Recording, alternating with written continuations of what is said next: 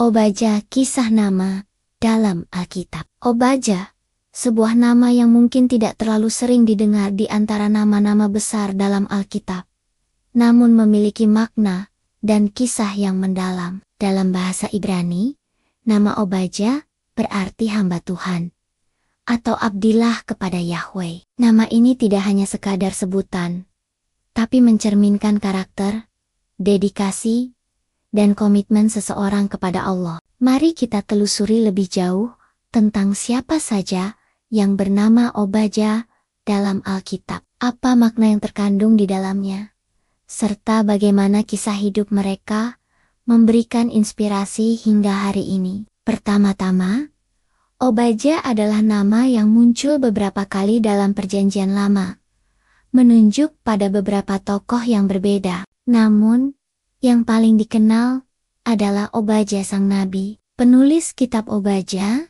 kitab ini merupakan salah satu kitab terpendek dalam Alkitab. Terdiri dari 1 pasal saja, namun mengandung pesan yang mendalam tentang keadilan Allah dan harapan bagi umatnya. Obadja sang nabi hidup pada masa-masa sulit bagi bangsa Israel. Tidak banyak informasi pribadi yang diberikan tentang dirinya. Namun dari tulisannya, kita dapat menangkap semangat dan beban yang ia rasakan. Sebagai seorang hamba Tuhan, ia menulis tentang bangsa Edom, keturunan Esau, yang telah bertindak sombong dan jahat terhadap Yehuda, saudara mereka sendiri. Melalui Obadja, Tuhan menyampaikan pesan keras tentang akibat dari kesombongan dan pengkhianatan, sekaligus janji pemulihan bagi umatnya yang tertindas. Ketika membaca kitab Obadja, kita melihat bagaimana Allah membela keadilan dan tidak membiarkan kejahatan terus berlangsung tanpa ganjaran. Obadja menekankan bahwa Tuhan memperhatikan setiap perbuatan bangsa-bangsa, dan pada akhirnya keadilannya akan ditegakkan. Namun, pesan Obadja bukan hanya tentang hukuman bagi Edom. Di bagian akhir kitabnya, terdapat janji bahwa kerajaan akan menjadi milik Tuhan dan umatnya akan dipulihkan. Selain Obadja sang nabi, nama Obadja juga muncul dalam beberapa bagian lain dalam Alkitab, menunjuk kepada beberapa tokoh yang berbeda. Misalnya dalam 1 Tawarikh pasal 3, 7, 8, 9, dan 12, kita menemukan nama Obadja sebagai salah satu keturunan Daud, seorang kepala suku, bahkan seorang imam atau pelayan di Bait Allah.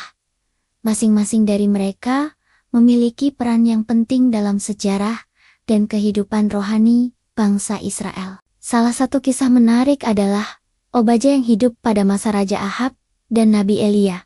Dalam 1 Raja-Raja Atin, diceritakan tentang seorang Obadja yang menjadi kepala istana Raja Ahab.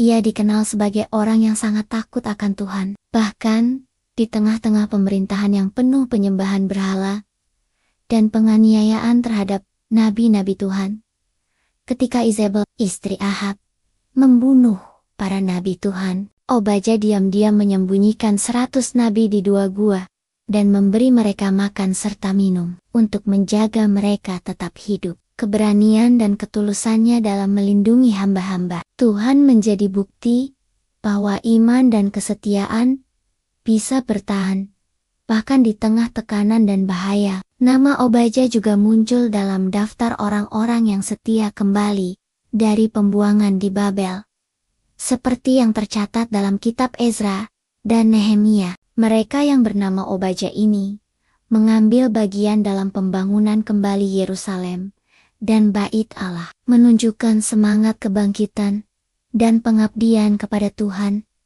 Dari semua kisah ini, kita melihat benang merah yang menghubungkan para Obadja di sepanjang sejarah Alkitab.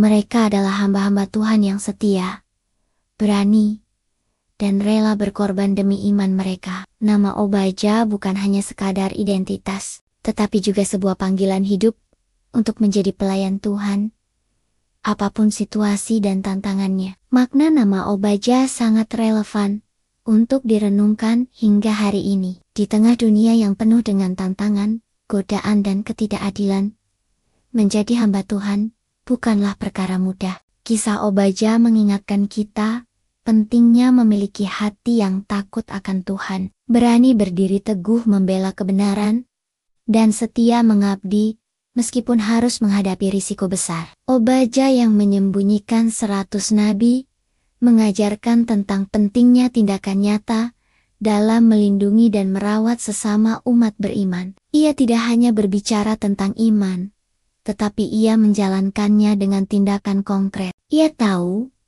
bahwa beriman kepada Tuhan berarti juga bertanggung jawab terhadap keselamatan dan kesejahteraan orang lain. Dalam masa-masa sulit, ia tetap memilih untuk melakukan yang benar, meskipun harus menanggung risiko besar. Obaja sang nabi, melalui pesannya yang singkat namun tajam, mengingatkan umat Allah untuk tidak meremehkan keadilan dan kedaulatan Tuhan. Ia menunjukkan bahwa Allah memperhatikan jeritan umatnya yang tertindas dan akan membalas setiap kejahatan yang dilakukan oleh musuh-musuhnya. Namun, ia juga memberikan harapan bahwa pemulihan dari Tuhan akan datang bagi mereka yang setia. Nama Obaja juga menjadi simbol bagi setiap orang yang melayani dengan setia di balik layar. Tidak semua orang dipanggil untuk menjadi nabi besar atau raja, tetapi setiap orang dapat menjadi Obaja,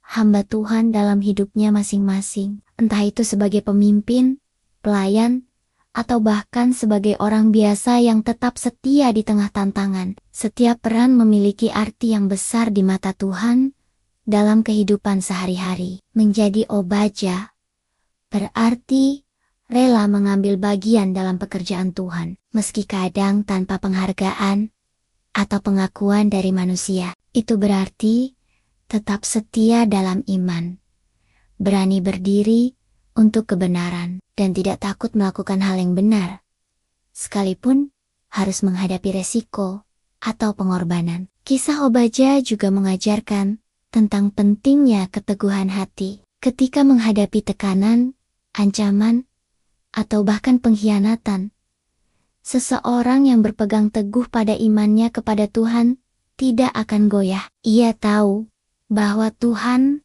adalah sumber kekuatan dan perlindungan yang sejati. Selain itu, Obaja juga mengajarkan tentang pentingnya peran setiap individu dalam rencana besar Allah. Tidak peduli seberapa besar atau kecil peran kita, setiap tindakan dan pilihan berarti dalam mata Tuhan. Obaja-obaja dalam Alkitab mungkin tidak selalu disebutkan dalam setiap cerita besar, tapi mereka memainkan peran penting dalam menjaga, melindungi, dan memulihkan umat Tuhan. Kesimpulannya, nama Obaja dalam Alkitab tidak hanya sekadar nama, tetapi juga sebuah teladan kehidupan. Dari mereka yang bernama Obaja, kita belajar tentang arti menjadi hamba Tuhan yang setia, berani, dan rela berkorban. Melalui kisah-kisah mereka, kita diingatkan bahwa Tuhan melihat, menghargai, dan memakai setiap orang yang memilih untuk melayaninya dengan sepenuh hati. Biarlah kisah Obaja menginspirasi kita semua untuk hidup sebagai hamba Tuhan yang setia, apapun tantangan yang dihadapi. Mari kita terus mengabdi, menjaga iman, dan melakukan kebaikan, sambil percaya bahwa Tuhan akan memulihkan dan memberkati setiap orang yang mengasihi dan melayaninya. Gambar dalam video tersebut hanya sebagai ilustrasi. Jangan lupa like, komen, subscribe, atau follow, dan share video ini.